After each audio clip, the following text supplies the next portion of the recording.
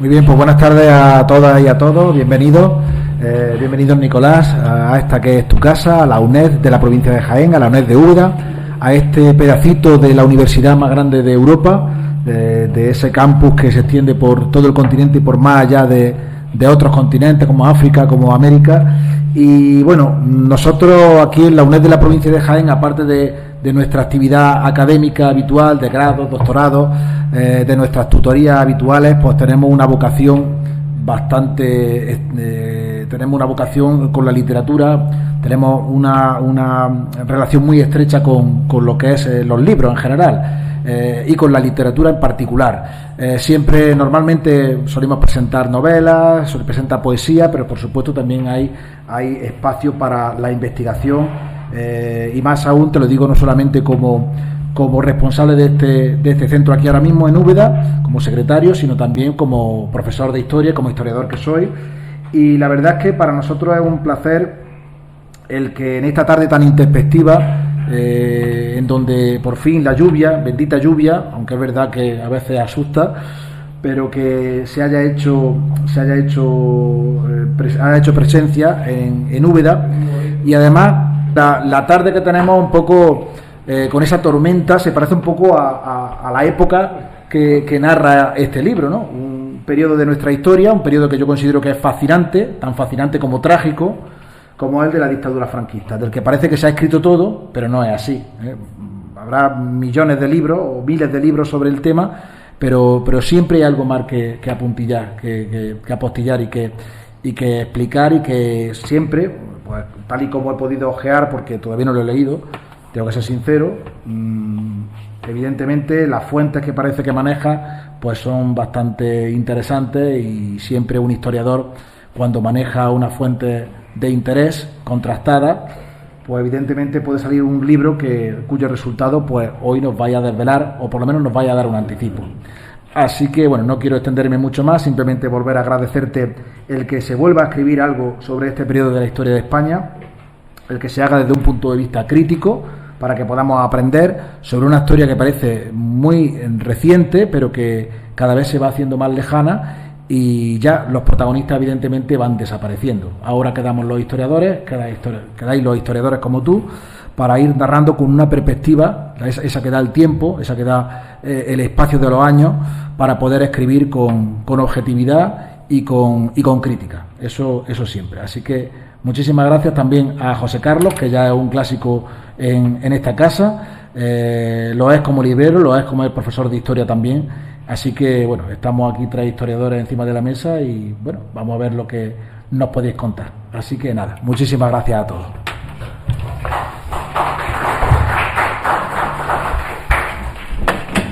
Bien, buenas tardes. Yo quería, lo primero de todo, por supuesto, darle las gracias a Nicolás, que desde un primer momento pues tuvo buena disposición para venir, y a mí pues me hizo mucha ilusión. El gancho que utilicé para que Nicolás, yo creo que casi podemos hablar, sí. El gancho que utilicé, decía, fue David Duclés, porque en una de sus venidas a Úbeda, después de esa gira que está haciendo con su novela, me comentaba que había conocido a mucha gente, escritores del momento, y entonces cuando me dijo que había coincidido con Nicolás Sesma, que yo ya le tenía echado el ojo al libro, pues le atraqué un poco así directamente, ¿no? Y le dije que, oye, mira, pues yo quisiera. Y entonces me dijo, no te preocupes, que yo voy a hablar con Nicolás, y si él quiere. Y entonces, claro, ella me pasó el contacto sabiendo previamente que había buena disposición. Y bueno, pues como digo, pues agradecerle que haya tenido el interés de venir aquí a presentar el libro. Agradecer también a la UNED que se da este estupendo espacio, y agradecer a vosotros pues que vengáis en este día tan verano en cierta manera, ¿no? Porque la lluvia es buena, pero es verdad que a nosotros hoy parece que nos ha retraído un poco a lo mejor a algunas personas. Bueno, yo voy a empezar hablando de ni grande ni libre, perdón, la dictadura franquista. Yo estoy más acostumbrado, aunque soy historiador de formación, estoy más acostumbrado a presentar novelas o a presentar incluso en alguna ocasión, pues, bueno, me he visto en la tesitura de presentar poesía, que no es, digamos, la faceta en la que más leo, ¿no? Pero presentar una obra histórica como esta que nos ocupa hoy, pues significa, como ha dicho también Vicente, pues acercarnos a un periodo de nuestra historia reciente, que primero ha sido determinante en la configuración del siglo XX español, de una manera casi muy preponderante, y que historiográficamente ha ocupado a numerosos profesionales que han realizado aportaciones muy interesantes en las últimas décadas, bien con una visión más o menos sectorial o bien con visiones más globales. Citaría, por ejemplo, a historiadores de mucho prestigio como Casanova, Borja de Riquer, Moradiello, Viñas, Paul Preston, Cobo Romero, González Calleja, Junco, por citar algunos, ¿no? Y como bien también ha dicho Vicente, podría pensarse que después de todo esto queda poco por decir del franquismo. Sin embargo, entiendo que una cosa son los hechos históricos y otra cómo nos acercamos a ellos, con qué amplitud analizamos el proceso histórico y qué intenciones tenemos respecto del mismo. Así, pues del mismo modo que hemos leído Crónica de una muerte anunciada, una novela de que sabemos la trama y sabemos cómo termina desde el primer momento, aquí conocemos el resultado del proceso histórico, pero sumergirnos en la trama histórica tan diversa y exhaustiva que nos plantea Nicolás, pues nos va a enriquecer con toda seguridad. Dando por buena la definición de Casanova sobre la historia como un proceso de reflexión permanente sobre el pasado, tenemos en esta reinterpretación que nos ofrece Nicolás un acercamiento a los hechos con una óptica absolutamente panorámica. Este es un aspecto que quiero destacar, abriendo el foco al máximo para que éste llegue a contener información sobre la diversidad geográfica del territorio y en él los diversos aspectos y actores de la sociedad.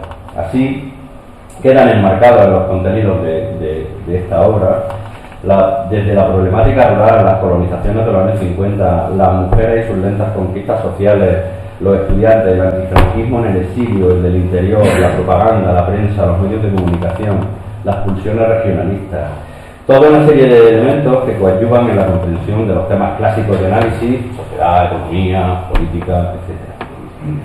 Y no para ahí la aportación de este libro a la historiografía y a la divulgación, ya que todo lo anterior se narra en el marco de un trabajo de historia comparada y en una evidente clave geopolítica. Esto también es otro aspecto que yo quiero destacar, que en mi opinión le hace sumamente atractivo. La mirada del historiador es, en el caso de esta obra, Ni una ni grande ni libre, el resultado del trabajo con un ingente aparato documental donde se citan numerosos autores, jurisprudencia, prensa de época, personajes y colectivos de todo tipo y condición, que nos dirige desde la narración cronológica hacia el interior, al exterior y desde lo concreto a lo global recurrentemente. Esta combinación de sincronía y diacronía conforma, en resumen, una reinterpretación multifocal.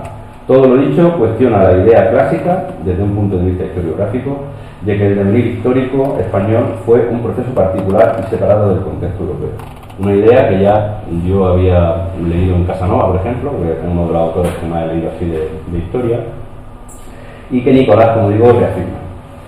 Además, nos ofrece, y este es otro aspecto también a destacar, nos ofrece una narración trufada de numerosos datos e hitos culturales, literarios, cinematográficos, biográficos, que también suman en esa apertura del zoom que yo decía, de ese zoom histórico, y que en un estilo narrativo divulgativo, pero preciso y riguroso, ignora un exceso de erudición para tratar una narrativa histórica pues más empática con el lector, ¿no?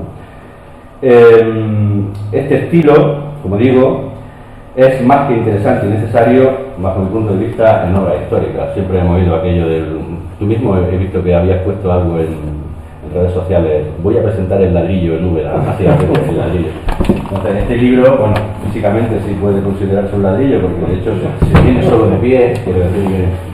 Pero en cuanto al contenido, la narración es sumamente, como digo, empática. Uno tiene conexiones emocionales con lo que se cuenta y eso pues me parece que como trabajo de historiador me parece reseñable, ¿no?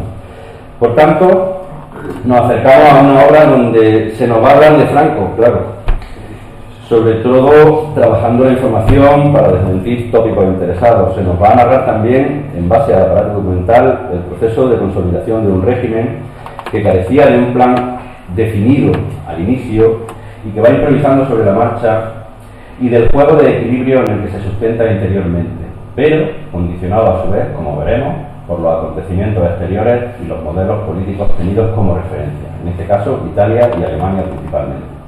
Y se nos van a poner de relieve las transformaciones y la evolución, tanto del régimen como de la sociedad y el mundo, en esa clave geopolítica que comentaba anteriormente.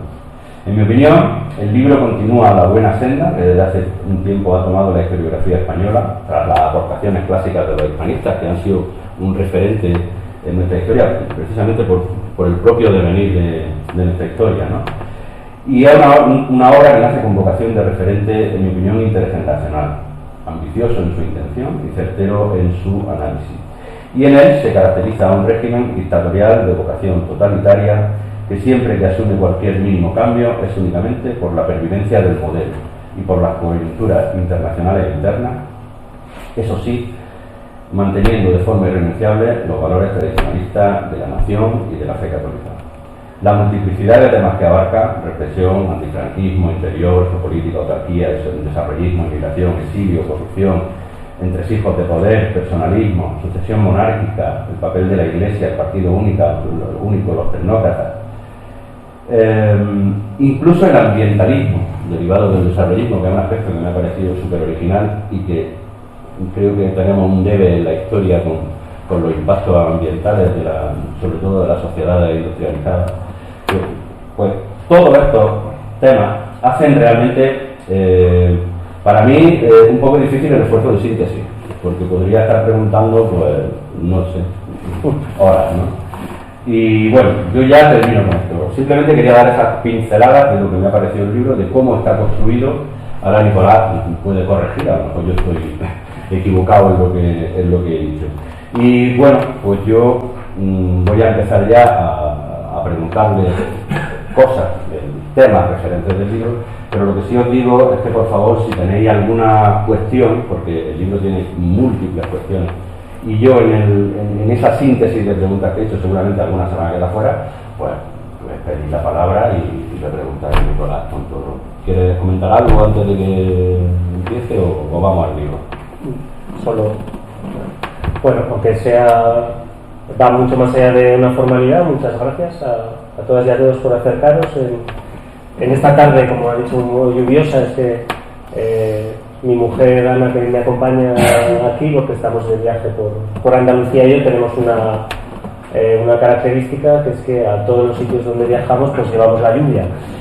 Nos ha llovido en el desierto de Atacama, en Argentina, nos ha llovido en el desierto de Arizona, nos ha llovido en Barcelona después de 3 años de sequía. Entonces, bueno, hemos traído ahora aquí la lluvia, y lo siguiente será que, imagino que nos sacarán en procesión. Tenemos esa característica, y la otra es que vamos siempre siguiendo las huellas de Antonio Machado.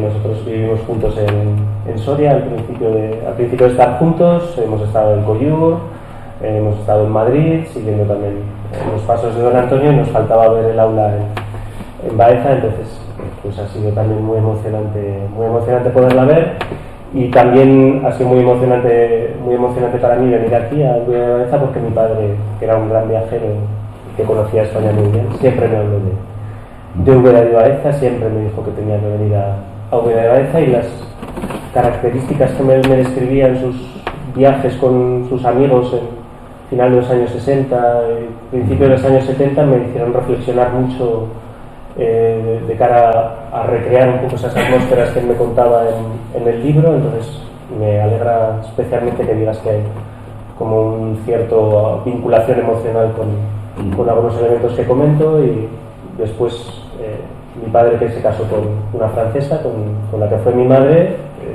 me contaba que viajar por Francia en esos años, bueno, tenía muchas diferencias, pero también tenía muchas similitudes con lo que contaba mi padre de España. Y entonces Esa reflexión está también en el libro, de tal manera que estábamos muy lejos del resto de Europa occidental en libertades o en ausencia de miedo, pero quizá no estábamos tan lejos en otros aspectos, como la pobreza, porque hemos tendido siempre a pensar que éramos siempre más pobres o que siempre hacíamos las cosas peor que en otros países, y realmente las realidades de la Francia rural, que era de donde provenía ella, pues estaban mucho más cercanas de lo que pudiéramos pensar. Entonces, todo esto ha quedado también un poco reflejado en el libro, y era también, bueno, el motivo por el cual yo quería huir de una visión excesivamente centrada en Madrid y, si acaso, en Madrid y Barcelona, que suele ser lo habitual, y que pues, cualquier persona en cualquier lugar de España pudiera coger el libro y pudiera sentirse interpelado por lo que se contaba. Así que, retomando un poco tus palabras, os animo a que lo bonito de estas presentaciones es precisamente que escucharos a vosotros, a vuestras experiencias, vuestras reflexiones, porque la historia de la dictadura y la historia de España la hacemos entre todos, con nuestros recuerdos, con nuestras experiencias familiares, poniéndolas en común, en qué medida se cuentan o se silencian, pues nos ayudan también a nosotros a entender la manera en la que tienen que contarse los libros, como hace también David. Sí. David Ucles muy bien en su novela, que imagino que aquí todos conocen. Sí. Bueno, pues empiezo y te digo directamente que creo que una buena forma de empezar es analizar la portada y el título del libro, que se corresponde muy bien con el contenido, pero bueno, yo creo que tú no lo expliques. Y luego también que nos hable un poco de ese estilo narrativo de referentes culturales.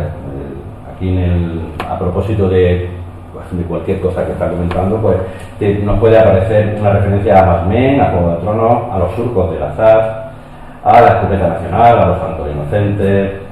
Se habla de por quién doblan las campanas, además de una manera interesante, de lo que supuso la película. Bienvenido Mr. Marshall. Se habla de personajes como Gabriel Celaya, La Bordeta, Serrat, Paco Ibáñez, Carlos Jiménez, Max Saúl, Carmen Martín Gaite, Darío Fo, Miguel Delibes, Carmen Laforet.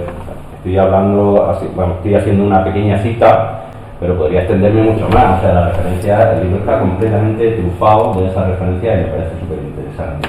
Y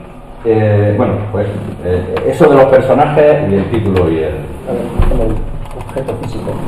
A ver, la portada, si no la conocéis, es la estatua que había la estatua ecuestre que había de General Franco en la ciudad de Valencia, y que cuando fue desmontada, los operarios municipales que se encargaron de desmontarla decidieron llevar pasamontañas para que no se les reconociera, para no ser objeto de posibles represalias.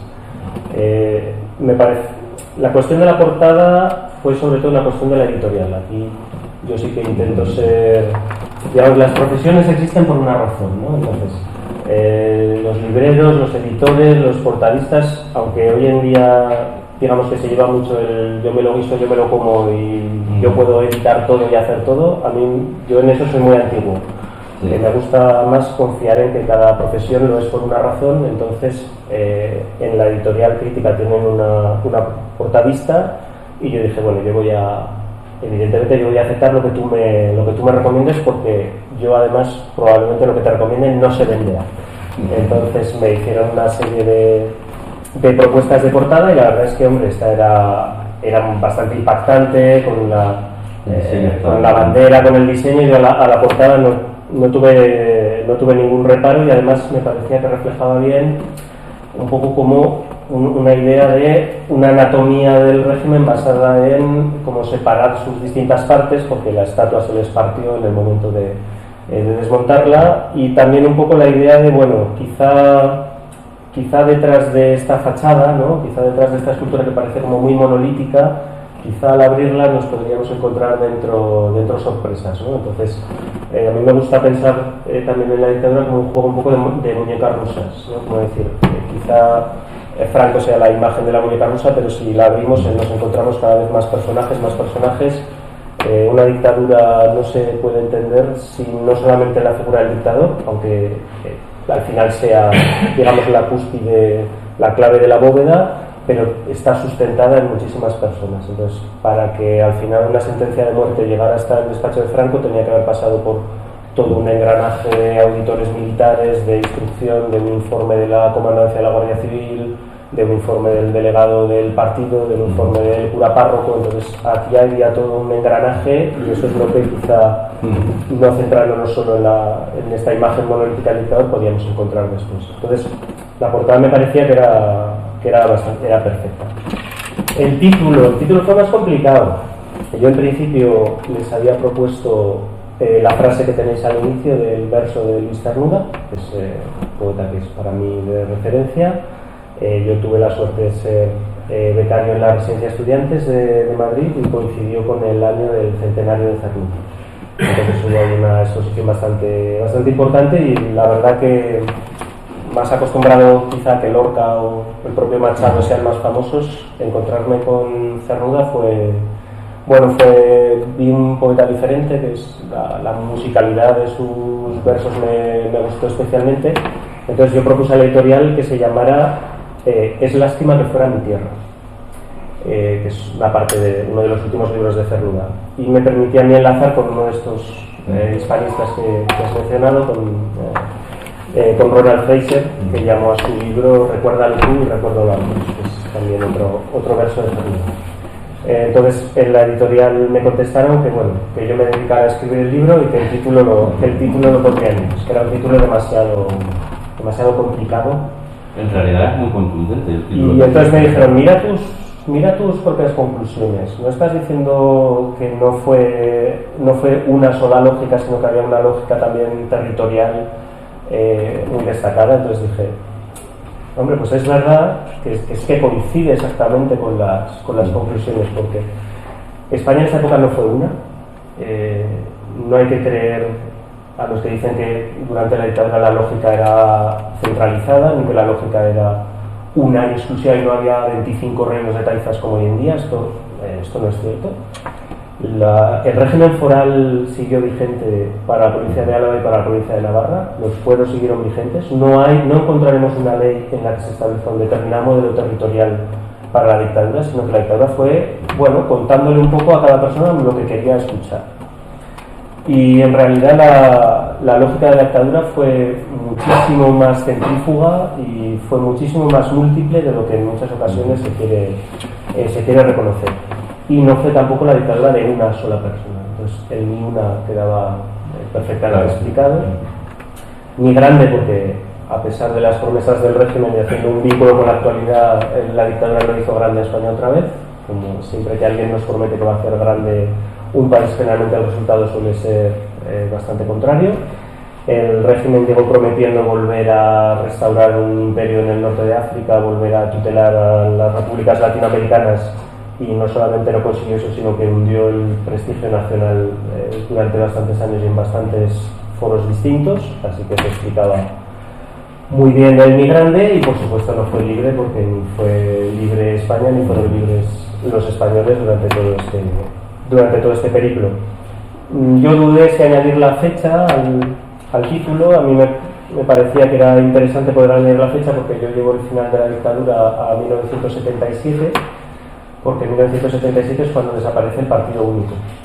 Esto es algo que también se suele olvidar. Del mismo modo, inicias en una fecha distinta a la convencional, la convencional del inicio de la guerra. Yo pongo el inicio de la dictadura en febrero de 1939.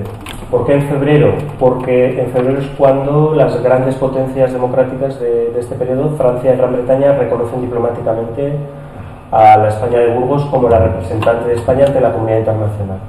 Hasta entonces es la Segunda República la que tiene la representación oficial internacional de España ante la Sociedad de Naciones, que es el antecedente de Naciones Unidas. La España nacionalista solo está reconocida por un puñado de países, por Alemania, por Italia, por el Vaticano y por alguna república centroamericana, sobre todo por Nicaragua y por Honduras. Pero a partir de febrero del 39 es cuando comienza a ser reconocida por los grandes países, sobre todo por Francia, por Gran Bretaña, que son las superpotencias, y poco tiempo después por Estados Unidos.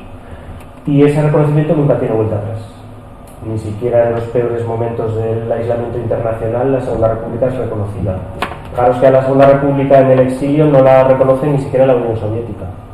Entonces, en el momento en el que, cuando parece que la presión internacional sobre el régimen tiene que ser más fuerte, en realidad desde el punto de vista diplomático, la comunidad internacional trata, esto ha sido una de las enseñanzas, bueno, dolorosas o no del libro, pero reconocer que la comunidad internacional trató a la dictadura franquista bastante mejor de lo que se podía esperar de la comunidad internacional y de lo que nosotros mismos quizá hayamos dado por hecho. Y al tiempo se comprometió bien poco con el gobierno del exilio. Con el gobierno del exilio prácticamente nada. De hecho, hay un momento en el que Fernando de los Ríos, que es el representante el ministro de Estado en el gobierno de la República en el exilio, está hablando con un alto funcionario de Naciones Unidas, y este alto funcionario le dice: usted sabe muy bien que si cuando tenían ustedes oro y plata del Banco de España no les ayudó nadie, claro, ahora que no tienen nada, absolutamente nadie los va a ayudar. Entonces,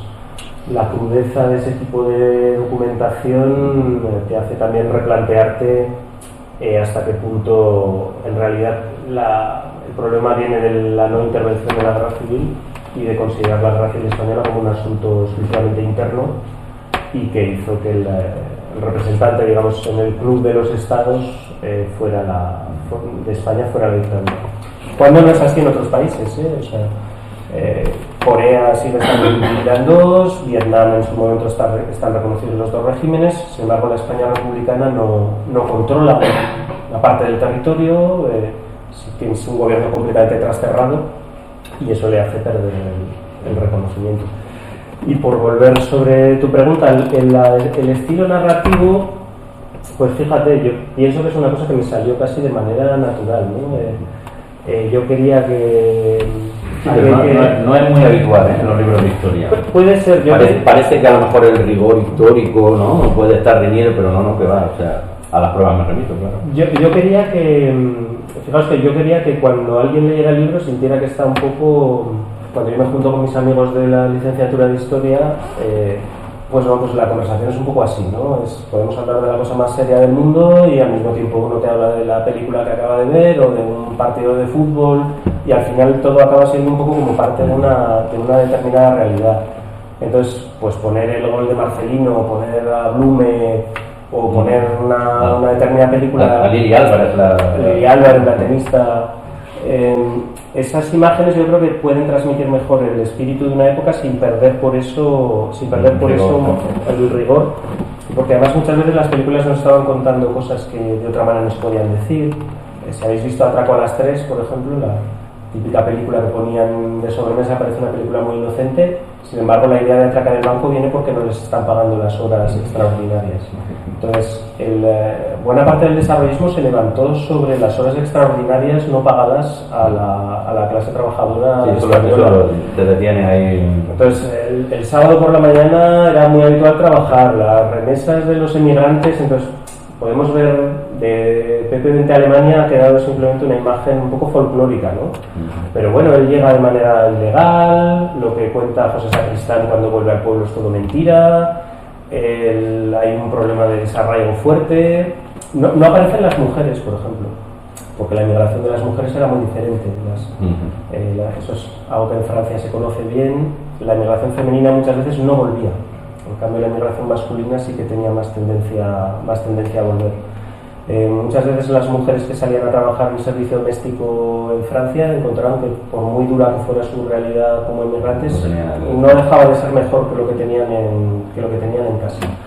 Entonces, hay silencios a veces en las películas que nos dicen más que si yo estuviera párrafos explicando, quizá con datos, entonces... quizá a veces una imagen puede ser más interesante para el lector que explicar eso de manera, digamos, más académica. Sí, de hecho, ya te digo que a mí me parece que el libro tiene un montón de elementos que te hacen conectar con él, ¿no? Por eso te hablaba de lo del estilo narrativo. Si me dejas, bueno, te voy a hacer otra pregunta. Respecto por no irnos muy... El libro analiza profusamente, sobre todo en la primera parte, el aparato represivo franquista. Habla de una represión poliédrica al tiempo que se va configurando a nivel interno el organigrama político, ¿no? Los electorados, ¿no? Y también habla de Franco y de ciertas habilidades para el control del poder, ciertas habilidades castrenses que él lleva a su forma de actuar en política, y que desmienten un poco esa imagen. Tú también hablas de romper el mito de que Franco era poco menos que una medianía, ¿no? Que lo podría ser en otros aspectos, ¿no? Pero tú reivindicas que no nos hacemos ningún favor pensando que era un estúpido, ¿no? Entonces quisiera que nos hablara sobre eso y sobre ese proceso de represión y fascistización social, ¿no? Teniendo en cuenta el exterior, ¿no? Que es algo que hace recurrentemente. Sobre la represión del régimen, yo creo que hay muy buenos ejemplos de hasta qué punto es una represión que tiene múltiples caras. Un caso muy reciente que también muy relacionado con esta tierra, ¿no? Miguel Hernández. Miguel Hernández trata de escapar, trata de pasar a Portugal, ahí lo detiene la policía salazarista y lo devuelve a la Guardia Civil. Allí tiene la desgracia de que una persona de la Guardia Civil es de su pueblo, a pesar de estar destinado en y lo denuncia. Entonces, aquí vemos como hay una colaboración internacional con el régimen, porque la policía salazarista devuelve a Miguel Hernández. Va a pasar lo mismo con la policía de la Francia de Vichy, en todo lo que es la parte ocupada. Hay muchas devoluciones a pesar de que el Estado francés les había reconocido el estatus de refugiado, con lo cual esas devoluciones no podrían haberse realizado según el estatus legal, incluso basándonos en los términos del armisticio francés. Entonces, aquí hay una colaboración, eso ya le da otra dimensión a la represión franquista. Parece que es algo puramente interno, pero es algo que no se habría producido si no hubiera una convivencia a nivel internacional. Cuando se condena a muerte a Miguel Hernández, se hace en un consejo de guerra colectivo, lo cual nos habla también de la manera de ejercer la represión por parte de la dictadura. Lo que pasa es que matar poetas pues da mala imagen, la poesía no se lee mucho, pero da muy buena imagen, y entonces el régimen es responsable del asesinato de Lorca, no quiere añadir el asesinato de Miguel Hernández porque sería un escándalo a nivel internacional. Pero les da lo mismo. Tú puedes condenar a alguien a muerte de manera indirecta, puedes subcontratar la muerte. Sabes perfectamente que si mandas a alguien enfermo a una cárcel a estar en condiciones infrahumanas, sin ninguna clase de atención sanitaria, en condiciones de hacinamiento, van a hacer el trabajo por ti. Es lo que pasa con Julián Besteiro, que es una persona de edad avanzada, y además el régimen, una cosa que hace mucho es mover constantemente a los presos de destino, porque es una manera también de fastidiar a las familias. La cita que tienes de Besteiro no pensaba que esta gente fuera a ser tan bestia. Pensar que Besteiro está en grupos, luego lo mandan aquí cerca a Carmona, a la cárcel en Sevilla, con un grupo además de curas vascos. Es lo mismo que hacen con Miguel Hernández. No sé si seguisteis la polémica reciente a propósito de la muerte de Miguel Hernández, que decían: no murió asesinado por el régimen, murió de enfermedad. Bueno, eso sería como considerar que Navalny murió de arritmia cardíaca y no murió asesinado por el régimen de Putin. Sin embargo, a nadie se le ocurre decir esto. Entonces, eso nos muestra que el régimen tiene varias maneras de condenar a muerte a las personas y además, lógicamente, reprimir a sus familias para evitar cualquier conato de resistencia, que es lo que ocurre con Josefina Manresa. Miguel Hernández tiene que casarse rápidamente con ella, porque si no queda completamente desprotegida, porque su unión civil producida durante la guerra no tiene ninguna clase de reconocimiento por parte de la dictadura. Eso implica toda una serie de problemas de herencia, de apellidos en los hijos, etcétera. Entonces, el caso de Miguel Hernández yo creo que era suficientemente representativo como para hablar de esa represión, digamos, poliédrica. Y es además una represión que se mantiene según la misma lógica durante toda la dictadura. Esta división de primer franquismo, segundo franquismo, a mí desde luego no me parece correcta. Lo que pasa es que el régimen adecúa su grado de represión a cuál va a ser la reacción internacional. En los años 60 ya hablamos de cultura de los derechos humanos, entonces tiene que rebajar un poco en cifra, pero la lógica sigue siendo la misma. Muerte subcontratada, sí, además, castigo colectivo. Comentar así directamente que el régimen, analizando la represión, podemos ver cómo se siente de seguro en cada momento. En cada momento. Y además, en los años 50 hay más condenas a muerte que en los años 20 en la dictadura de Mussolini. Y en los años 60 hay más curas presos en España que en cualquier dictadura del este de Europa. Entonces, bueno, el régimen es católico siempre y cuando él defina quién es católico y quién no es católico. Y eso lo podemos ver también en las condenas de los años 60. Y eso me lleva a la segunda parte de la pregunta, a la gestión que hace Franco de todo esto. Franco se inspira de Italia y de Alemania, pero Italia y Alemania se inspiran también de lo que hace Franco. Se establece un sistema legislativo por el cual una gran parte de la población se vuelve cómplice, por acción o por omisión. Yo una cosa que suelo hacer con los alumnos, que suele impresionarles bastante, es decirles, mira, la ley de responsabilidades políticas, por ejemplo, ¿no? Yo digo, pues mira, de aquí para allá no os podéis presentar a ninguna oposición porque habéis sido suspendidos con la posibilidad de ser funcionario del Estado. De aquí para acá, ¿qué pensáis? ¿Estáis de acuerdo o no? ¿Os vais a presentar a la oposición y vais a tener menos competencia? ¿Quién dice que no? ¿Quién dice que no se presenta? O yo te pongo aquí una multa de 10 millones de pesetas, como le ponen a Ramón Acín y a Conchita Monras, paisanos míos de Huesca. Y entonces la familia de repente tiene que malvender un piano, un armario, lo que sea, y tú se lo compras. Pero claro, si sabes que lo tiene que vender, le vas a ofrecer pues 5 veces menos el precio de lo que se lo venderías. Pues tú quieres que después ese régimen caiga y venga el vecino a decirte, oye, mi piano que te lo quedaste por 3,50, ¿qué? ¿Y ahora qué? Es otra vez una referencia literaria. Si habéis visto El pianista, la película de Roman Polanski, cuando se tienen que ir al gueto, él tiene que vender el piano de cola y viene el vecino y se lo compra por 2 billetes mal contados. ¿Es una transacción legal? Sí. ¿Es una transacción legítima? No. Pero has convertido a la mitad de la población en cómplice. Entonces, esto no es casualidad, esto es método. Y ese es el método que utiliza el régimen. Y cuando Franco ve que ese vínculo va decayendo, pues en la condena a muerte de Grimao dice, no, aquí por votación pública del Consejo de Ministros, y entonces eso sale con unanimidad. Y de alguna manera lo pone a todo en el... todo el mundo ha quedado vinculado a esa condena a muerte. Entonces, pensar que Franco no es mediocre en la gestión del personal. Es que, decirlo además, en el antifranquismo se ha tendido a veces a minusvalorar a Franco y a su clase política, pero en realidad no nos hace ningún favor, porque eso significaría decir, bueno, y entonces, si tan tonto era todo el mundo, porque duró tanto tiempo y porque no se le pudo hacer caer. Entonces eso sí que era una cosa que yo quería remarcar. También vuelve a comentarlo a propósito del tema de la censura luego más adelante. Si me dejas el libro, ahora sí voy a coger una pequeña cita, pero me parece muy significativa, por aquello de ese mito tantas veces cacareado, ¿no? de que Franco fue muy hábil. En este caso vamos a la inversa, ¿no? Franco fue muy hábil y no nos quiso meter en la Segunda Guerra Mundial, ¿no? Entonces tú aquí dedicas un buen espacio y además con citas textuales, y pues voy a introducir la pregunta precisamente con una de esas citas, ¿no?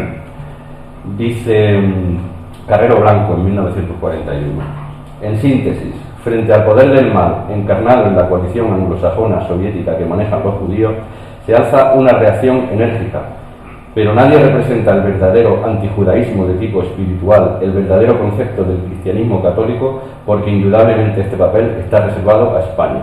Alemania ha preferido hasta ahora que sigamos al margen del conflicto. Nuestras posibilidades industriales son mínimas y nuestros armamentos limitadísimos. Con vista al futuro, entrar en la guerra, en el momento en el que conviniera al eje, previa nuestra preparación para ello, a cambio de toda la ayuda necesaria, tanto en material ya construido como en patentes y ayuda técnica para montar industria en España, y el compromiso de mantener esta ayuda después de terminada la guerra. Bueno, hay más citas como esta, algunas del propio Franco, pero sirve para ilustrar eso, ¿no? Que evidentemente ese mito es falso, y que ahí también se jugó a un doble lenguaje según ese contexto internacional, y que luego al final Franco pues arría velas, ¿no? Cuando ya la situación está clara que no es favorable al eje, arría velas y se pliega y vende otra mitología de todo lo que había sucedido. A ver, a la luz de la documentación que tenemos disponible, que es no solamente documentación española, que es de hecho la que menos existe, pero también a la luz de la documentación italiana, de la documentación alemana, de la americana, de la francesa y de la poca que queda española, no hay ninguna duda de que Franco y Serrano Suñer quieren hacer entrar a España en la guerra. Es que para ellos es el camino natural, después de haber ganado la guerra civil, el paso a entrar en la guerra mundial. De hecho, Franco manda a su jefe del Alto Estado Mayor, al general Vigón, con una carta ofreciéndole a Hitler la entrada de España en la guerra. En el momento en el que se la ofrece, que es en junio del 1940, recién derrotada Francia, lo que ocurre es que Alemania no necesita la ayuda que le puede proporcionar España. España no tiene una marina de guerra importante. Casi que iba a ser más costoso para Alemania, ¿no? España no tiene una marina de guerra importante, que es lo que realmente necesitan para bloquear a Gran Bretaña. Y el ejército de tierra, que es lo que le propone Franco en ese momento, no es ya necesario. La otra gran potencia terrestre es Francia y ha sido derrotada.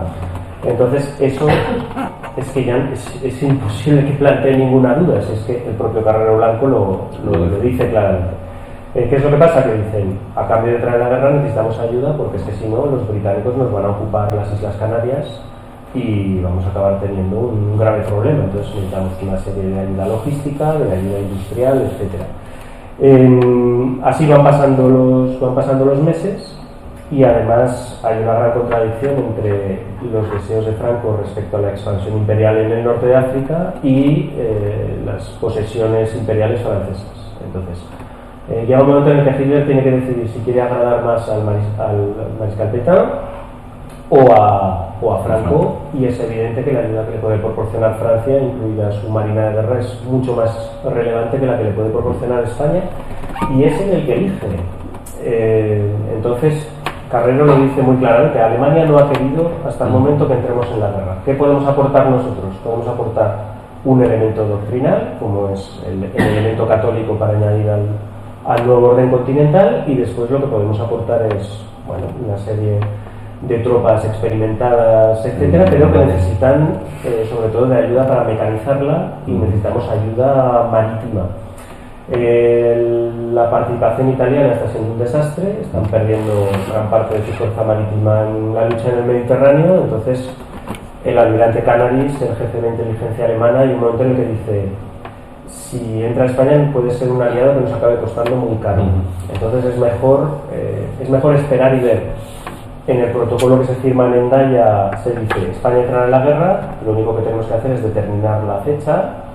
Hay momentos en los que se está muy cerca de entrar en la guerra, en diciembre del año 40 de manera muy evidente, en enero del año 41. A partir de entonces la cosa ya empieza a cambiar, y ahí otra vez volvemos a lo de siempre. Franco no es tonto, los asesores que tiene no son malos asesores. Los informes de Carrero Blanco son francamente buenos.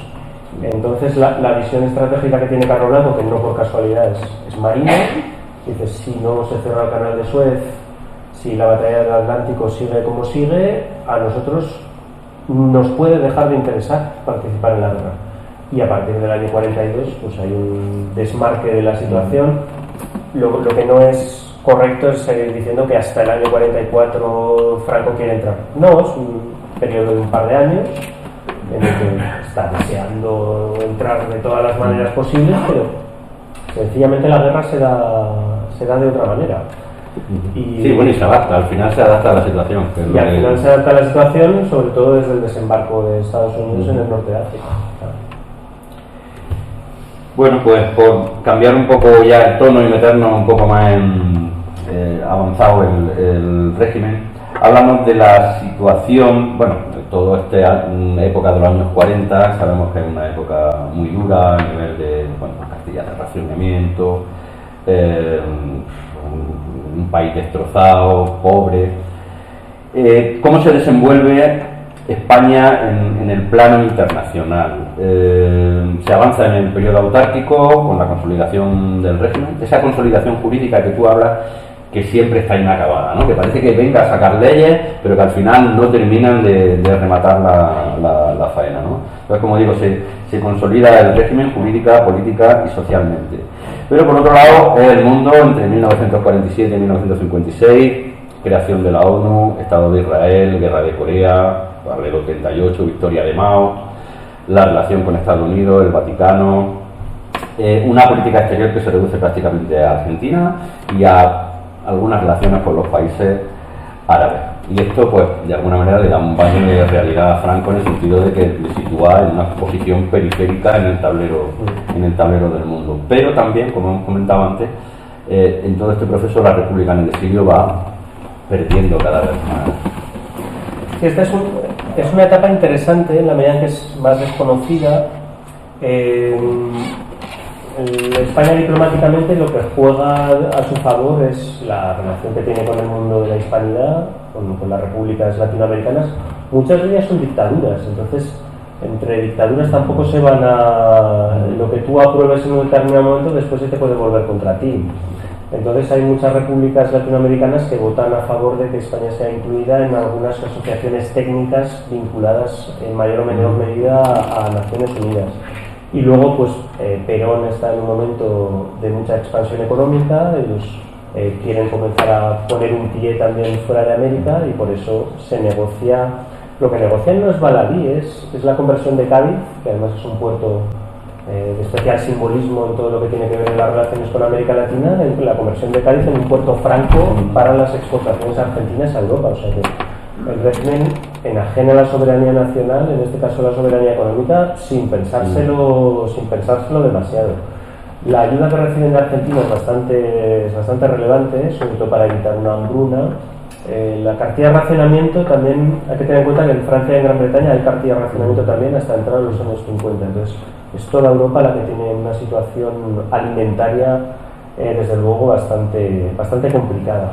Y lo que va a cambiar mucho la visión sobre la dictadura es lo que ocurra en Asia. Tanto la guerra de Corea como el triunfo de Mao en China van a hacer que la política exterior de Estados Unidos cambie completamente. España tiene en la visión del Pentágono, más que en la del Departamento de Estado, España es un poco un equivalente de Japón. Son dos países derrotados, países más o menos en transición, que Japón no tiene toda su soberanía, y a partir de la victoria de Mao y de la guerra en Corea, Japón recupera su soberanía, vuelve a ser integrada dentro de la comunidad internacional, y la dictadura franquista, que es una dictadura anticomunista, que además ha tenido alguna idea buena, ha puesto a un católico como Martín Artajo como ministro de Asuntos Exteriores. Entonces poner a un ministro de Asuntos Exteriores católico, bueno, te da el beneficio de la duda. Es exactamente la misma estrategia que utiliza Corea del Sur, que nombra a un católico como ministro de Asuntos Exteriores. Vietnam del Sur nombra a un católico como ministro de Asuntos Exteriores. Incluso el Irak de Saddam Hussein tenía, si recordáis, un ministro de Asuntos Exteriores, Tarek Aziz, católico. Quien inició esa estrategia en realidad fue la dictadura franquista. Entonces nunca acaban de estar completamente aislados. En las redes católicas siempre tienen bastante acogida. Ruiz Jiménez, que es director del Instituto de Cultura Hispánica, hace una gira por Estados Unidos en el año 45, recibido en la Universidad de Columbia, recibido en distintas universidades católicas americanas con toda normalidad. Entonces lo que es la condena internacional del régimen dura poco tiempo. En el año 50 es ya suprimida esa declaración de la Asamblea de Naciones Unidas.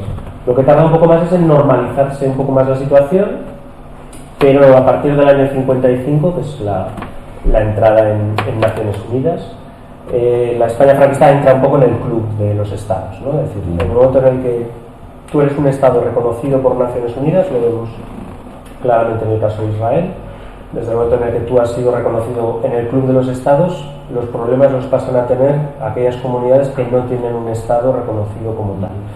Y a partir de ahí se produce toda la entrada en UNESCO, Organización Mundial de la Salud, UNICEF, y todas esas instituciones además traen una serie de asesoramiento técnico, de informes, sin los cuales no se puede entender después la modernización económica que se va a producir después, es una modernización económica también muy relacionada con lo que ocurre a nivel internacional, con las nuevas instituciones financieras. Precisamente íbamos a seguir por ahí, ¿no? O sea, ya después de esta época empieza, ¿no?, los planes de estabilización, planes de desarrollo, planes de industrialización, planes de colonización, etcétera.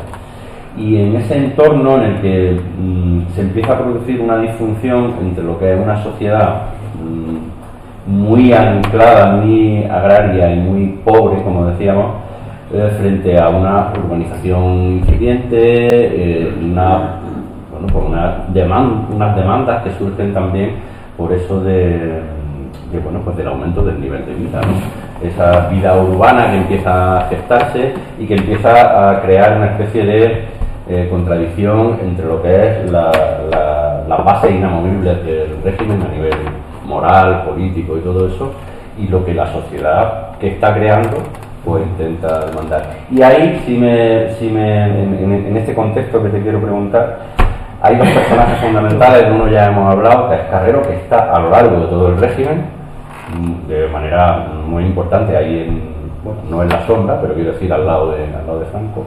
Y luego hay un personaje muy importante que lo conocemos todos, evidentemente, y lo conocemos muchísimo, pero tú incides mucho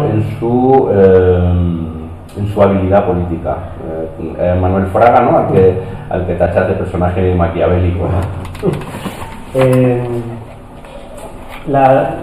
La diferencia entre el mundo urbano y el mundo rural en España empieza, yo creo, bastante antes. O sea, en los años 20 hay ya también un abismo bastante grande en España entre lo que es mundo urbano y mundo rural. O sea, tú estás en el centro de Madrid, en la Gran Vía, en el rascacielos de Telefónica, y estás como si estuvieras en Manhattan.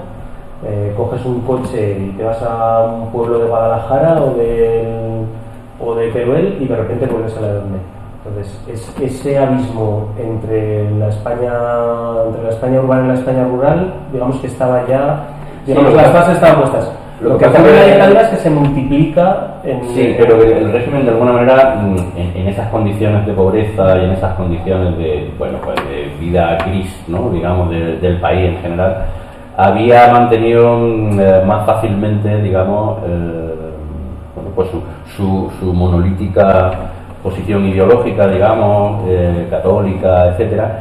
Y luego cuando empieza a haber ese desarrollismo, eso ya empieza a resquebrajarse, ¿no? Eso es lo que diría más o menos. Sí, a ver, también ha masacrado a todo el mundo que protestaba en el mundo rural. Entonces, todo lo que hizo la Federación Nacional de Trabajadores de la Tierra, todo lo que representaba la CNT en Extremadura o en el sur, eso ha quedado masacrado en la guerra civil y en la posguerra. Entonces, digamos que la siguiente generación lo que hace es o emigrar a la ciudad o emigrar fuera. Entonces, eso le permite a esa población reinventarse un poco también desde el punto de vista vital en un proyecto, digamos, más urbano. O también la acción colectiva también funciona por expectativa. Entonces, si tú tienes una expectativa de cambio, tú puedes implicarte en la acción colectiva. Si la acción colectiva no tiene posibilidades de prosperar, porque los sindicatos son clandestinos, porque no hay una... Sí, de hecho también hablas de que se articulan nuevas formas de... Sí, entonces tú vas más a una salvación de tipo individual o de tipo familiar, que pasa muchas veces por la inmigración, o pasa muchas veces por, sobrevivir de una determinada manera. Con la inmigración y con la explosión de las grandes metrópolis y los crecimientos urbanos, el Gran Bilbao, la Gran Barcelona, etcétera, allí en esos barrios puede empezar a articularse otra vez una acción colectiva que reinvente un poco lo que fue la lucha anterior. Entonces, la lectura de la modernización tiene muchas lecturas diferentes. O sea, también se habla, por ejemplo, de la creación de la clase media. La clase media existía ya en los años 20. Entonces, si el objetivo del régimen era crear una clase media, que no hubiera empezado por masacrar a la clase media republicana urbana, que también tuvo lo suyo en la guerra. Pues lo que hay es como una reinvención de la complejidad del país, ¿no? El país había quedado reducido a unas claves muy simples en la posguerra, y lo que hay es otra vez como un país que se vuelve otra vez complejo, ¿no? Que vuelve a tener muchos núcleos distintos, que vuelve a tener muchas capas distintas, que es más difícil también de controlar.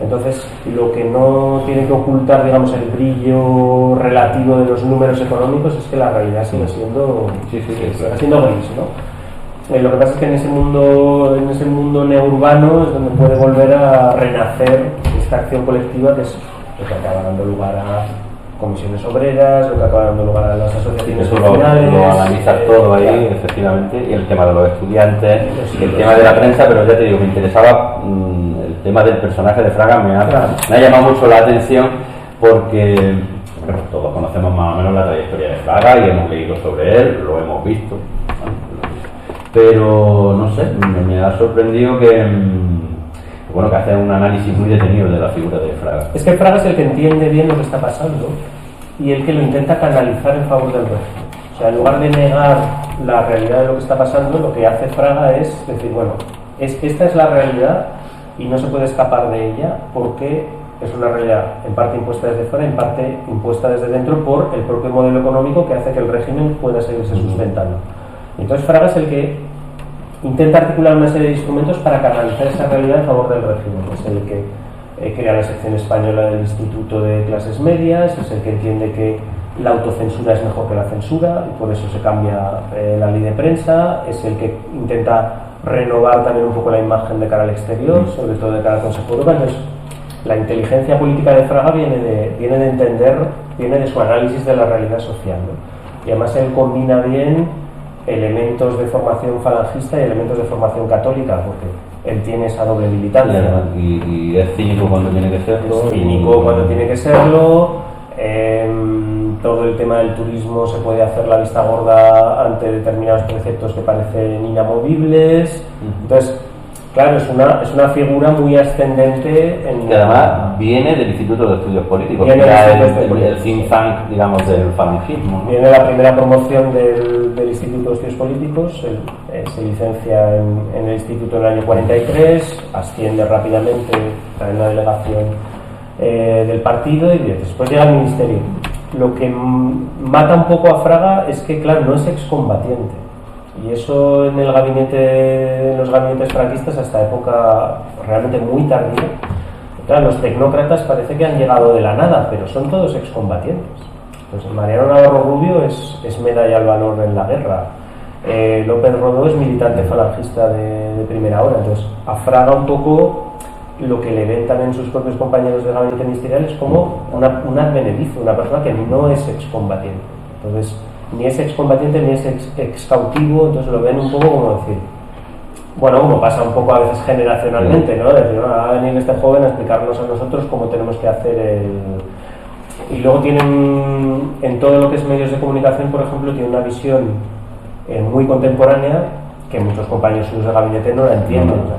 Camilo Alonso Vega no entiende cómo si lleva 30 años controlando el poder, dando porrazos, de repente dejando que publiquen una cosa, pero que autocensura, pues prohibimos todo. Entonces, Fraga tiene problemas para transmitir, digamos, esa sutileza en el manejo de la prensa, pero porque la prensa, luego Fraga sabe que la prensa su momento casi ha pasado y que el futuro está en la televisión.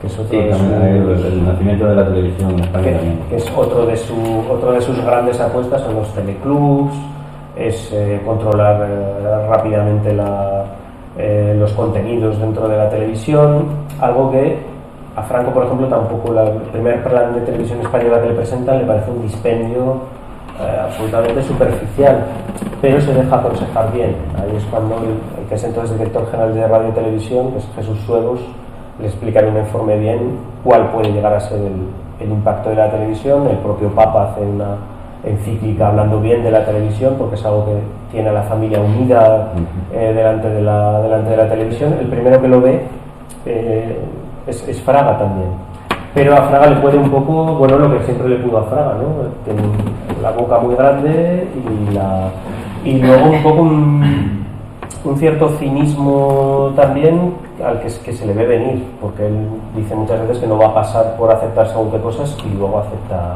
siempre tiene que tragar con todas. Entonces, el personaje de Fraga, que mi generación lo conoció incluso todavía como líder de Alianza Popular y después como presidente de Galicia. hay también como una indagación de dónde viene esta persona, porque tuvo un determinado techo de cristal, siendo... Sí, es un personaje interesante. Me ha resultado muy curioso en el... Y es también una persona que solamente ha sido destacada él, pero que tiene un equipo alrededor bastante importante. González Seara, Arias, entonces él está emparentado además. Una de las cosas que siempre hace es emparentar a miembros de su familia con otros miembros de la clase política, y sin embargo tiene una hermana muy desconocida, Ana Fraga Iribarne, miembro de comisiones obreras y militante feminista. Algo que digamos es también muy simbólico de hasta qué punto incluso en las altas esferas del régimen se está resquebrajando algo también en la nueva generación. Ana Fraga Iribarne es un personaje del que me han preguntado también mucho compañeras periodistas, pero es muy impermeable, hay muy poca información sobre ella, entre otras cosas porque Fraga exigía el borrado del... Cada vez que había algún incidente con ella, porque fue detenida en algunas ocasiones, él hacía desaparecer esos registros para no verse vinculado con su hermano. Bueno, yo tengo alguna pregunta más sobre el tema de la sucesión y tal, pero bueno, yo creo que si vosotros preguntáis alguna cosa, pues mejor, claro. ¿No? Sí. ¿Alguna cuestión que se nos haya quedado en el tintero? Era muy interesante la fecha que fijiste de un nuevo paradigma en el régimen que ya se está consolidando todavía en campaña de guerra, ni siquiera se ha producido la sublevación de Madrid del coronel Casado, y ese reconocimiento por las potencias occidentales recuerda ritos de la propia política exterior de los países cargados de hipocresía,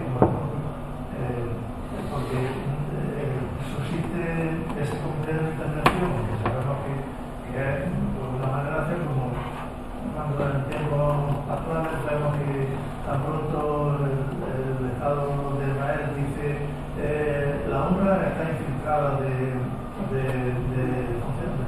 milicianos de Hamas, es una organización filoterrorista, y inmediatamente saltan las potencias europeas y Estados Unidos diciendo que van a retirar sus fondos, y no tenían mayor prueba, no hacen falta pruebas de manera. Parece que estaban deseando una excusa para precipitarse en ese aspecto. Entonces, claro, el comité de no intervención está viendo de manera palpable que, por supuesto, las potencias fascistas están ayudando de manera descarada, pero, claro, de esa manera solapada, igual que ocurre, la Texaco suministraba combustible en producciones masivas al bando franquista y facilita cierto la ascensión al poder, pero es verdad, esa fecha que marca, febrero del 39, la fecha también de la implantación de la ley de responsabilidad política, la formulación, está dejando claro que no es un problema moral que se le va a crear a las potencias occidentales en cuanto a las potencias democráticas, a dejar pasar, a dejar hacer, y tiene que mover en un tablero muy delicado las piezas, y el franquismo también encuentra una excusa en su participación en la guerra, en que su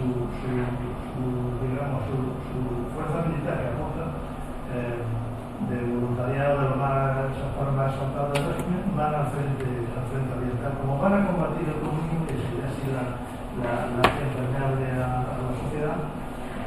Esos combatientes argumentaban eso. No, nosotros no estábamos apoyando a Hitler, íbamos a combatir el comunismo otra vez. La cita que leyó José Carlos es memorable porque es verdad, está hablando de que el enemigo fundamental del país, que si supiera Franco en la actualidad que los suyos son profundamente prosionistas o los mismos sionistas supieran que uno de los más terribles antisemitas que podría haberse dado, porque tenía entre sus fantasmas familiares, sus memorias familiares al judaísmo, pues bueno, iban a encontrar su heredero político en medio, digamos, un respaldo. Y eso, bueno, simplemente que me ha parecido aceptadísima la observación respecto a la fecha en la que se produce un nuevo paradigma, digamos, en la política internacional, cuando ya tampoco hay que guardar grandes. Fíjate que yo creo que es una de las cosas más de las que se podrían extraer lecciones y que sin embargo son de las más tristes de la experiencia franquista a nivel internacional, es que los grandes países democráticos no han dado con la tecla de cómo presionar a un país para provocar una salida y una transición hacia un modelo democrático. Y muchas veces ha sido por los intereses económicos. O sea, hay un momento cuando se está negociando uno de los créditos que son fundamentales para el desarrollismo, que hay una persona, una mujer, Louise Gluck se llama, de la sociedad civil de Estados Unidos, que tiene una organización de ayuda a refugiados políticos, que ella comparece ante la Comisión de Exteriores del Senado de Estados Unidos y dice: nosotros quizá no tengamos la obligación de hacer caer todas las dictaduras del mundo, pero por lo menos tendríamos la obligación de no financiarlas. Y lo dice respecto a la dictadura franquista. Y la comunidad internacional o no supo o no quiso dar con la tecla de cómo presionar al régimen para hacer una salida. Y se sigue considerando que es como una de las grandes lecciones es de la pervivencia de la dictadura franquista, es que la comunidad internacional o no sabe o no quiere entender cómo hay que presionar a una dictadura para que se produzca alguna transición a democracia. Hay ocasiones en las que sí se ha conseguido. El apartheid en Sudáfrica acabó en buena medida por el boicot internacional, un boicot que funcionó de verdad. Y en el caso franquista está no solamente la Comunidad Económica Europea, sino también estas organizaciones transnacionales, las grandes ONGs internacionales. Amnistía Internacional nace para que se pongan en libertad presos políticos del franquismo y de la antigua guerra civil griega, algo que es bastante desconocido en España, que Amnistía Internacional tiene ese origen. Pero la Comisión Internacional de Juristas jugó un papel también muy importante, mandando observadores a los juicios. Entonces, son organizaciones que no tienen intereses económicos, que no puedes llamar a un embajador a consultas, que no puedes retirar Entonces, todo lo que se pensaba que iba a ser el futuro del derecho internacional, que era potenciar ese tipo de organizaciones, potenciar este tipo de organizaciones transnacionales como la propia Unión Europea, etcétera, en los últimos años está en caída libre. Y el caso de Israel y Palestina lo desconozco más en profundidad, pero yo creo que todo eso empezó con la guerra civil siria. La guerra civil siria y la guerra civil española tienen muchos elementos en común de no respeto al derecho internacional. Cuando Bashar al-Assad utilizó armas químicas, la legislación internacional era muy clara respecto a las sanciones que se tenían que haber llevado a cabo, y a pesar de que François Hollande, el entonces presidente francés, y Obama eran inicialmente partidarios de hacerlas, no se llevaron a cabo, y eso abrió la puerta a una impunidad en la región, de la que después ahora se está aprovechando también el Estado de Israel, el Estado de Israel bombardeando una agencia de la ONU cuando la misma creación del Estado de Israel es fruto de la ONU. Entonces, ojalá precisamente la experiencia franquista sirviera para hacer ver hasta qué punto este tipo de organizaciones transnacionales son verdaderamente la buena apuesta, porque favoreciéndolas a ellas nos protegemos todos también. Porque Salvador de Madariaga también en la conferencia de Múnich tiene una frase muy buena que le dice: no se trata de ingerir, no se trata de hacer una injerencia en los intereses de ningún país, se trata de protegernos todos colectivamente. Y por lo tanto el Consejo de Europa no puede aceptar a la España franquista, pero no ni siquiera por España, es que es un hoy por ti, mañana por mí. Pero esa lección, por ejemplo, yo creo que o ha sido olvidada, o que es también posible, o no responde a los intereses nacionales. La historia del reconocimiento diplomático de la dictadura franquista es muy dolorosa. ¿Sabe usted cuál es la primera institución transnacional que reconoció a la dictadura, antes incluso que el Vaticano o que Italia y Alemania? Fue la FIFA. Que nos puede parecer algo menor, pero bueno, las polémicas que vemos ahora con el Mundial en Qatar, con la importancia de la imagen del fútbol, la diplomacia del fútbol, tenía un precedente, pero es que detrás de la FIFA fue la Cruz Roja, por ejemplo. Porque claro, la Cruz Roja nos suena a todos muy bien, pero en esa época era un club de aristócratas.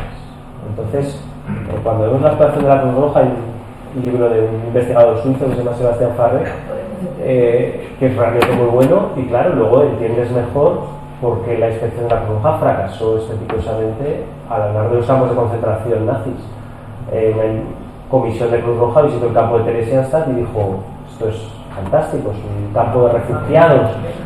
Entonces, claro, hoy en día, por ejemplo, cuando te dicen Cruz Roja decía esto durante la guerra, ¿verdad? Tú piensas la Cruz Roja de ahora, pero precisamente la función nuestra es explicar qué era la Cruz Roja entonces, qué es ahora, y por qué determinadas instituciones siguen sin tener un funcionamiento democrático interno. Entonces, pero claro, ¿cuántos futbolistas se negaron a ir a la Copa del Mundo de Qatar? Son debates que son recurrentes. Incluso gente que va allí y gente, justifica... Claro, el turismo, por ejemplo.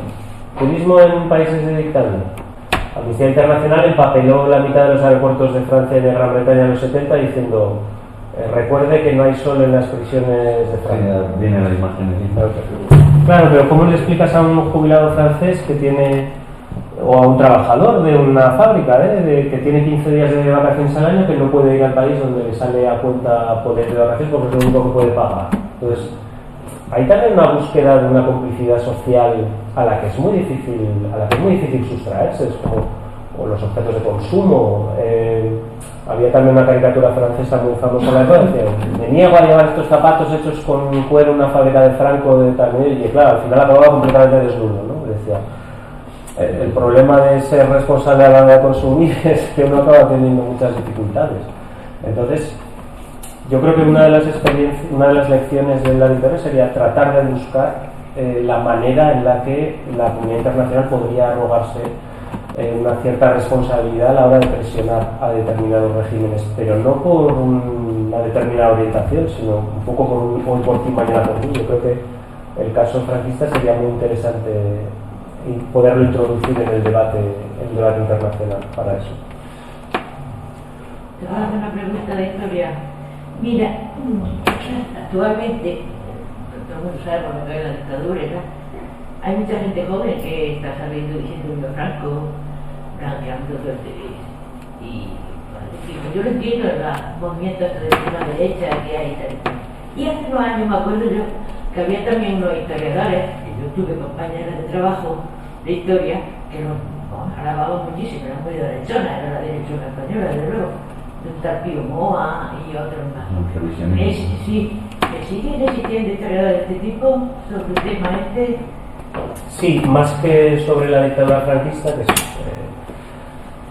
más difícil de defender. Ahora la última tendencia es criticar cualquier aspecto de la experiencia de la Segunda República como equivalente. De hecho, generalmente en sus declaraciones públicas los representantes de Vox suelen tratar de equiparar, suelen decir, suelen hablar de víctimas desde 1931 hasta 1975, equiparando la dictadura con la época republicana, a pesar de que fuera un régimen constitucional.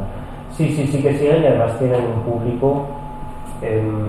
Generalmente nosotros nos sentimos mejor cuando leemos autores que están de acuerdo con nosotros. Entonces,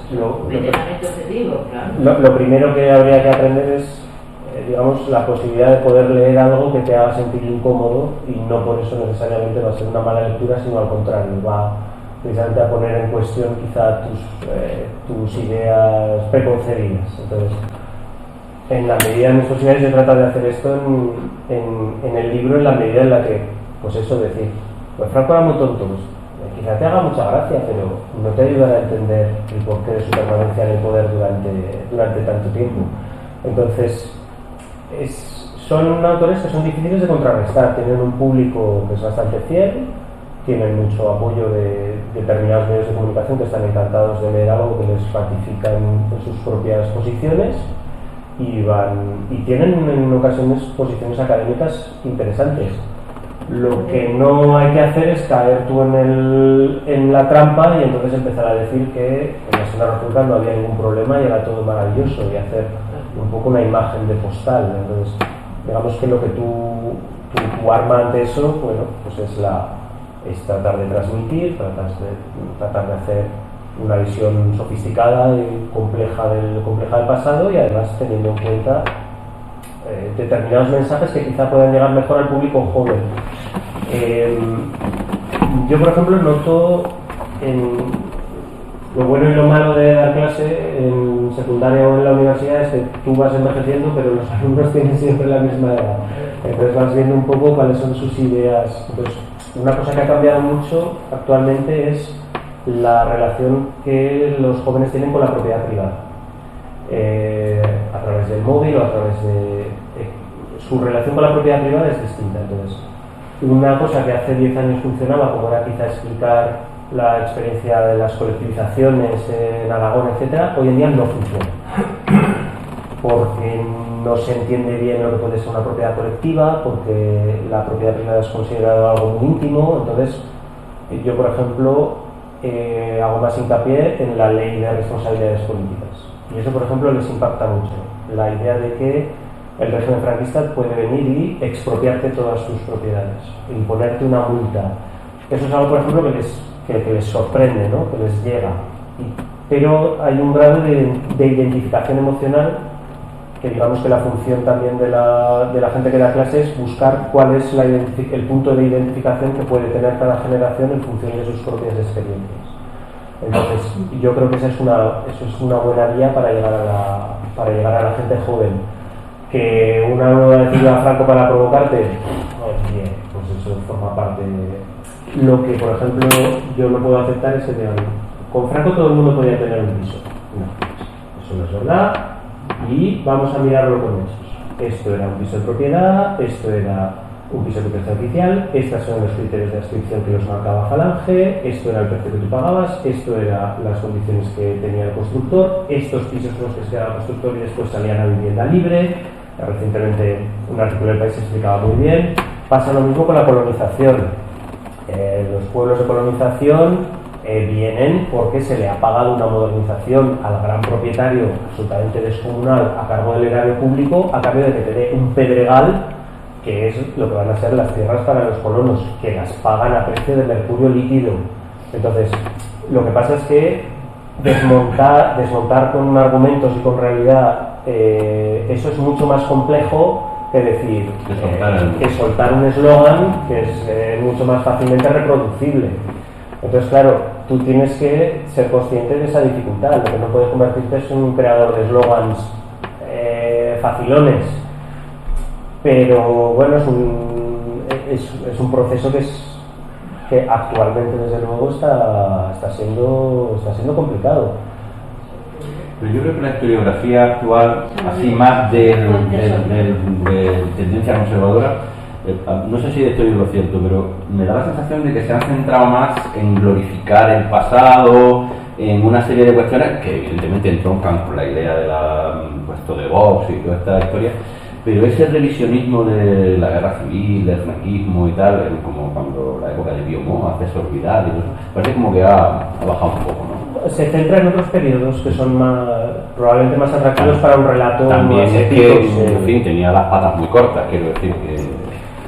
No lo sé, me interesaría escuchar lo que tengas que decir, que eres joven. ¿Sí? ¿Sí? ¿Cómo lo ves? ¿Qué te parece que piensa la gente de tu generación? Sí, estoy muy de acuerdo en tu idea de cómo percibimos ahora la propiedad privada, sobre todo muy proveniente a la intimidad a la que nos agarramos respecto a las redes sociales. Me parece muy al caso con las nuevas ideas tan conservadoras de la propiedad privada y que incitan tanto al, digamos, derechismo ideológico. Y tú lo que ves en las redes sociales pasar en relación con el régimen siempre es eso, ¿no? Sí. La seguridad social, comprarte una casa, etcétera, ¿no? Entonces, claro, son mensajes poderosos porque son los que interpelan a la nueva generación. Entonces, todo el tema lo digo a propósito del Ministerio de la Vivienda. El Ministerio de la Vivienda generalmente siempre ha sido considerado como un ministerio menor, ¿no? Decían, este ministerio se lo dieron a Falange como compensación, ¿no? Esto se lo dieron como premio menor. Yo no lo tengo tan claro. El Ministerio de la Vivienda, claro, le permitió a Falange llenar de placas como si hubieran hecho ellos poco menos que toda una serie de edificios, cuando en realidad, cuando lees en los contratos de los términos de los pisos de precio oficial, tienen muy poco que ver con lo que era el discurso del partido. O sea, 60% de los pisos de protección oficial era dinero directo a los constructores que lo podían vender en el mercado libre. Y el otro 40% que era lo que se otorgaba a las familias que además eran familias seleccionadas, o sea, y eran pisos por las calidades en muchos casos, igual que los pueblos de colonización, absolutamente paupérrimas. Pero claro, ¿cómo explicas todo esto en un TikTok de 40 segundos comparado con la democracia nos miente y con Franco necesitabas 14 pagas para comprarte un piso? A ver, es difícil, pero bueno, hay que estar también. Bueno, Julián, por ejemplo, Julián Casanova hace muy bien, da conferencias en YouTube, acude a todas partes donde le piden, pero bueno, va a hacer falta una nueva generación de personas. Hay algunos, hay una chica de Granada, Josephine, que tiene un canal en TikTok con miles de seguidores que hace unos vídeos estupendos. Entonces, yo creo que lo que probablemente se va a consolidar es una figura de divulgador como profesión en sí misma. Y entonces yo creo que en las facultades va a tener que haber una cierta orientación profesional a generador de contenidos, pero generador de contenidos de calidad. Yo creo que eso es bastante urgente. Es bastante urgente, porque la editorial, por ejemplo, es muy buena en todo lo que es el canal del libro tradicional, pero claro, somos algunos autores que le insistimos, nos hace falta producción de vídeo, hace falta producción de vídeos cortos, hace falta para... Incluso, el problema es que ellos se ven en la contradicción de que la gente que consume ese tipo de materiales no necesariamente compra los libros, porque claro, a ver, el libro ha salido muy bien de precio porque han tirado muchos, se podían haber pillado los dedos, pero claro, no todo el mundo tiene tampoco 25 euros. Cuando eres estudiante, ya 25 euros es dinero. O sea, son una noche y media de copas. Entonces, no todo el mundo tiene... Las bibliotecas están en cierto desuso. Entonces, digamos que la editorial no ve la rentabilidad de ese tipo de inversión, ¿no? Entonces, estamos un poco en un periodo de transición, ¿no? entre un modelo y otro. Entonces, yo creo que David, con su novela ese tipo de producto cultural es lo que puede asegurar un poco esa transición, pero está por ver todavía. Claro. Es complicado. ¿Alguna cosa más? A mí me gustaría saber, conocer tu opinión como historiador sobre determinadas acciones que se ven desde la memoria histórica para, digamos que limpiar expedientes judiciales, jurídicos, etcétera, sobre determinadas sentencias, determinadas muertes. Me acuerdo en el caso cuando estaba hablando de Miguel Hernández, ¿no? ¿Qué historia está pasando en Orihuela? ¿Cuál es tu opinión sobre ese tipo de cosas? A ver, lo que va a hacer ahora el Ministerio de Política Terrestre de Memoria Democrática con Miguel Hernández, que es una reparación oficial, a mí me parece que es un muy buen paso en la buena dirección. O sea, la familia pedía una reparación oficial y va a haber una reparación oficial y además oficial por escrito, con una declaración de nulidad de la sentencia y de ilegitimidad de los tribunales. Entonces, a mí eso me parece que es la buena dirección. Además, el que fue secretario judicial del Consejo de Guerra, el señor Baena, le puso una demanda al investigador que publicó los consejos de guerra, Juan Antonio Ríos Carratalá, y llevan 6 sentencias judiciales favorables a José Antonio, amparado en la libertad de expresión. Entonces, yo creo que, por ejemplo, tendría que haber más apoyo, digamos, de asesoría jurídica por parte de, por ejemplo, las asociaciones profesionales de historiadores, si hay alguna denuncia por incriminación en derecho al honor contra alguna investigación. Yo creo que tendría que haber un posicionamiento corporativo. No necesariamente diciendo cuál debe ser, evidentemente, la orientación de la investigación, eso no, pero amparando el derecho a la investigación y el derecho a la información por encima del hipotético derecho al honor, que es la última vía por la que se está intentando acallar alguna investigación. Claro, la última demanda judicial son 100 investigadores, bibliotecarios y archiveros encausados por el derecho al honor y les piden 100 millones de euros en total. O sea, no es ninguna tontería. Entonces puede haber un efecto de intimidación. Yo creo que el Ministerio tiene que, por ejemplo, dejar bien claro que el amparo del derecho a la información tiene que venir por encima de eso. El complemento ideal sería que se derogara la ley de secretos oficiales. Yo creo que ahí los responsables de memoria democrática tienen una tarea que probablemente no sea fácil. Cuando dicen, habría que derogar la ley de derechos oficiales, bueno, eso es fácil de decir, pero es mucho más difícil de hacer. Yo conozco a algunos responsables de memoria democrática y soy consciente de hasta qué punto es muy difícil la tarea que hacen. Y luego el problema es que ha sido un ejercicio que ha sido demasiado fragmentario. Entonces yo creo que le falta una visibilidad un poco más central. En la Comunidad de Navarra, por ejemplo, lo que hacen cuando recuperan personas de una fosa común que no son reclamadas por ninguna familia es centralizar todos los actos de toda la comunidad en Pamplona con una breve ceremonia. Entonces le dan como una visibilidad más importante, más interesante. Entonces yo creo que los responsables de memoria democrática lo están haciendo bien. No es sencillo, Nos parece también que en el resto de Europa todo el mundo desayuna resistencia y memoria democrática, y enciendes la televisión en Francia y están defendiendo la colonización de Argelia y diciendo que Petain no era tan malo, y lo dicen en 9 cadenas de cada día. Entonces hay también que ver un poco en perspectiva lo difícil que es. Los esfuerzos de memoria democrática yo creo que están avanzando en la buena dirección, y no convendría tampoco que el Ministerio se convirtiera en un aparato excesivamente orientador, porque luego cambia el gobierno y todo lo que has tejido, pues como que te lo deshacen por la noche. Entonces es un terreno complicado. Entonces yo creo que la implicación de la sociedad civil y de las asociaciones de memoria está siendo bastante buena. La verdad, yo hago un balance positivo entiendo que, claro, si eres un familiar o estás esperando una nulidad de una sentencia,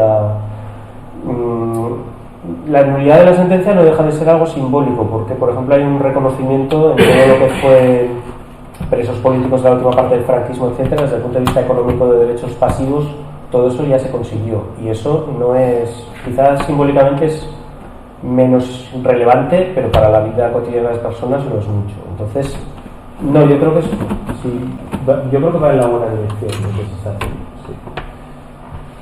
Bueno, pues yo creo que lo podemos dejar aquí. A ver, se nos quedan cosas en el tintero. Yo tenía más preguntas, pero a ver, tampoco bueno, aquí sin ir, porque si no esto. Entonces ya con el libro, y seguramente Nicolás, bien por las redes o lo que sea, se le puede escribir algo y podemos comentar con él. Así que, pues nada, muchas gracias por asistir y nada, un aplauso.